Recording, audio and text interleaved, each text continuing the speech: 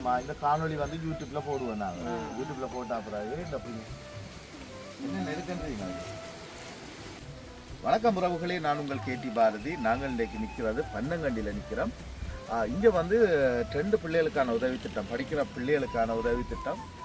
இந்த பள்ளிக்குள்ள பிள்ளைகள நிலப்பாட்டை நான் முதல் சொல்லித்தான் நான் நிச்சயத்தை சொல்லணும்னு நினைக்கிறேன். அப்பா இறந்துட்டார், அம்மா வந்து வேறொரு திருமணம்.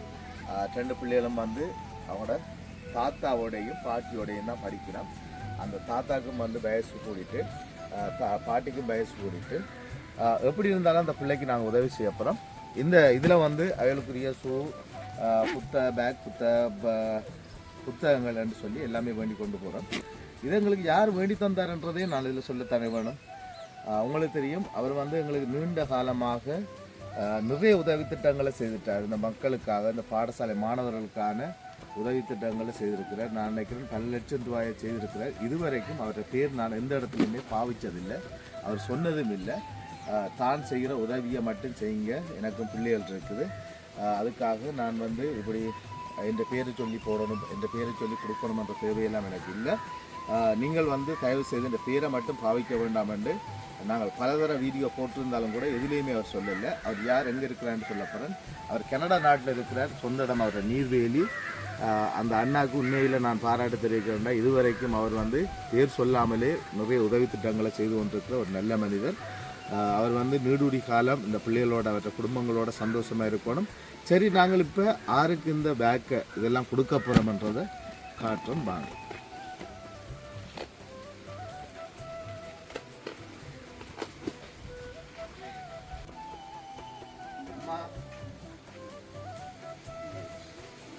எப்படிங்க அவன் 2 வச்சு எப்படிங்க என்ன நெருக்கன்றீங்க தெரியுமா? பாருங்க இல்லையா? Right, okay. இப்போ உங்களுக்கு நான் படுத்தாம முதல் பிள்ளைக்கு எத்தனை நம்பர் ஷூ? தூக்க மாட்டேன் விடுமா. இந்த 12 வடிவா இருக்கான்ற நல்ல ஷூவா? ஷூ வடிவா இருக்கா தம்பிக்கு ஷூ? 5ஆம் நம்பரா? ஓகே தானே? 5ஆம் நம்பர் ஷூ பிள்ளைக்கு. 12ஆம் நம்பர் கிட்ட 13ஆம் நம்பரா? 12ஆம் நம்பர் தான் இருந்தது இங்கே கிடந்ததுல. 13ஆம் நம்பர் தான் இப்போ வேண்டி இருக்கிறோமா? பிள்ளைய காணுமில்ல? ரைட். பிள்ளைக்கு ஏற்ற வடிவான கலர் வந்து வேண்டி இருக்கிறேன். பிடிச்சிருக்காவில தூக்கி வீடா? இதை தூக்கி வீடா? கதிரில் வைங்க. கதிர வந்து வடிவான கலர் கிட்ட கொண்டு வைங்க.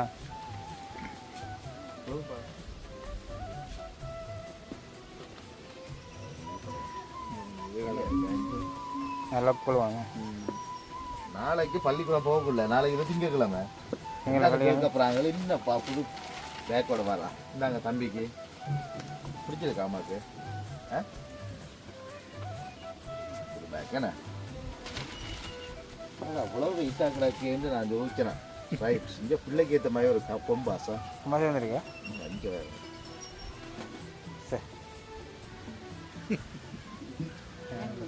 சரியான பொம்பாசா. அது என்னென்ன இருக்குன்னு பார்ப்போம்.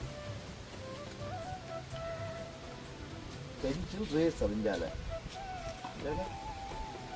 இது கட்டர் இருக்கேன்னு. வேற என்னென்ன வைக்கலாம் அதுக்குள்ள?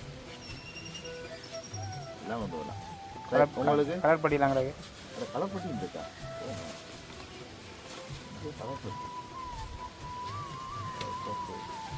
பிள்ளைகளும் அந்த கொப்பி ரோல் சரியாண்டு சரி, அதெல்லாம் சரி ஏன்னா உங்களுக்கு கொப்பியா? Right, okay. சரி, அடுத்த தம்பிக்கு இங்கே பொருட்கள். இதுக்குள்ள வந்து கொம்பாஸ். நான் கொம்பாஸ் எப்படிங்க சரியா? இது பிள்ளை இல்லை இல்லை இல்லை இல்லை இது இருக்கா? சரி சரி. உங்களுக்கு பென் என்ன நீல பென் ஒன்று கிடந்தது. நீல பென் ஒன்று கிடக்கு. நீல பென் ரேசர் உங்களுக்கு கொப்பியலா? சரியா? அதுக்கு வச்சுருங்க. பேக்கில் கிடக்கல பேக் அதில் வச்சுருங்க. எல்லாத்தையும் பேக்கில் வை. அந்த இதுக்கு மேலே வை. மண் படக்கூடாது. என்ன இது சூப்பராக நல்லதாக இருக்கு. எனக்கு இப்போ உங்களுக்கு வந்து இவ்வளவு பொருட்களை வேண்டி கொடுக்க சொல்லி உங்களுக்கு வந்து கனடாவில் இருக்கிற அவர் கனடா நீதிவெளியை சேர்ந்தவர் அவர் வந்து உங்களுக்கு அனுப்பியிருந்த ஒரு பணம்.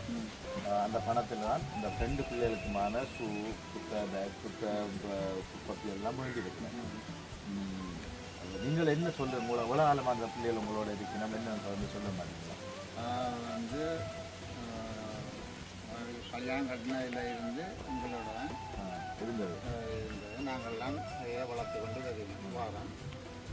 அதில் தாய் வந்து கொஞ்சம் முரண்பாடுகளாக இருந்து இவரும் கொஞ்சம் இதாக இருந்து உங்களுக்கு இவர் என்னுடைய மகன். மகன் அவள் வந்து என்னுடைய மகளோட புள்ள பேத்தி.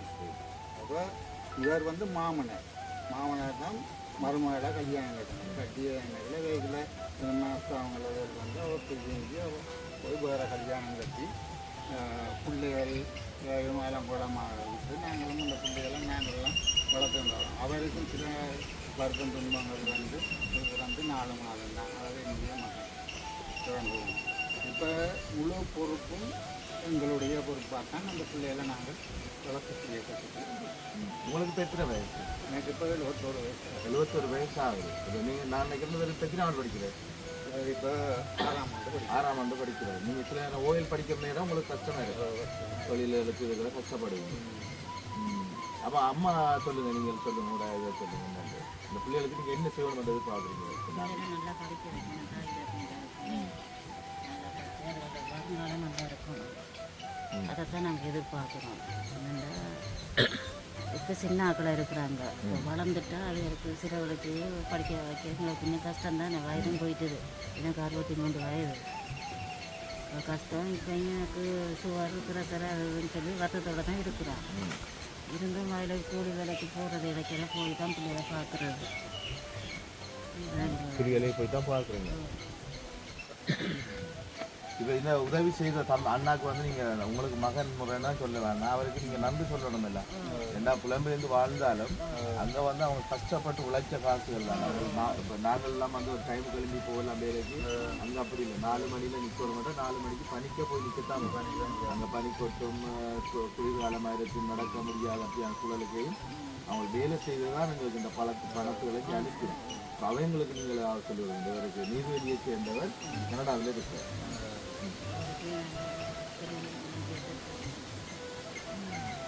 சொல்லுங்க ஐயா சொல்லுங்க. நாங்கள் உங்களுக்கு நன்றியே, இந்த உதவி செய்ததுக்கு நன்றி. சரி, நான் இப்போ உங்களுக்கு இதில் வந்து அவர் வந்து எங்களுக்கு 20,000 ரூபா பணம் அனுப்பியிருந்தவர். அந்த 20,000 ரூபா பணத்தில் வந்து இவ்வளோ பொருட்களும் வேண்டி எங்கள்கிட்ட ஒரு 3,000 ரூபா காசு மிச்சம் இருக்குது. அந்த 3,000 ரூபா பணத்தையும் நான் உங்களோட கையில் வரேன். இந்த பிள்ளைகள படிப்பு தேவைகளுக்கு நீங்கள் சில இதில் பயன்படுத்திக் கொள்ளுங்கள். சாப்பாட்டு தேவையை பயன்படுத்தினாலும்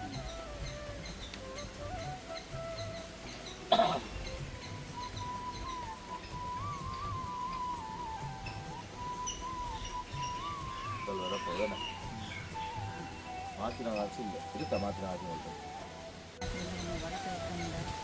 எங்க படிப்பு தேவைக்கு 6வது உதவி செய்தாங்கன்னு சொன்னால் நாங்கள் வந்து கட்டாயமாக உங்களுக்கு ஏதாவது உதவி செய்வோம். இப்போ இந்த பிள்ளைகள படிப்பு வந்து 2 பேரையும் வந்து நல்லபடியாக படிப்பிட்டு ஆளாக்கணுன்றதான் எங்களுடைய மொழி.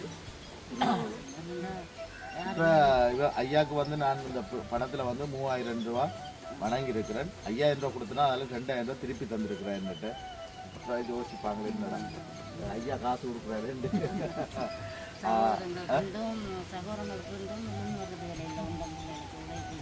என்னடாலம்மா இந்த காணொலி வந்து யூடியூப்ல போடுவேன். நாங்கள் யூடியூப்ல போட்டா பிறகு இந்த பிள்ளைகளோட நிலப்பாட்டை பார்க்குறேன். எங்களோட பிள்ளைங்க இந்த உதவுகள் யாராவது இந்த பிள்ளைகளோட படிப்புக்கு வந்து அவங்க பொறுப்பெடுப்பாங்க, நிச்சயமாக பொறுப்பெடுப்பாங்க. மாதம் மாதம் கொடுக்குறதுக்கு இது ஒரு பக்கத்தால் பொறுப்பெடுப்பாங்க. அப்படி பொறுப்பெடுக்கிறேன்னு சொன்னாலே நாங்கள் உங்களை தொடர்பு கொள்கிறோம்.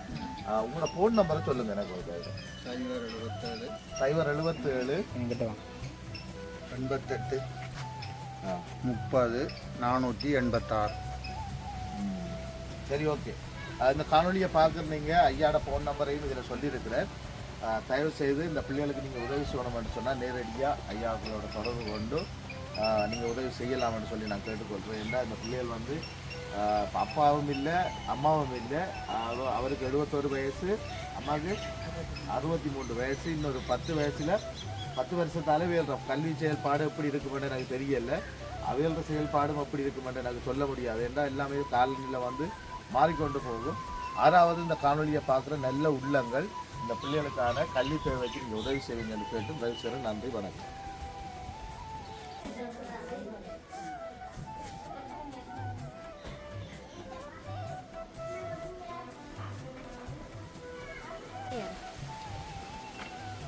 எடுத்து கொண்டு போங்க.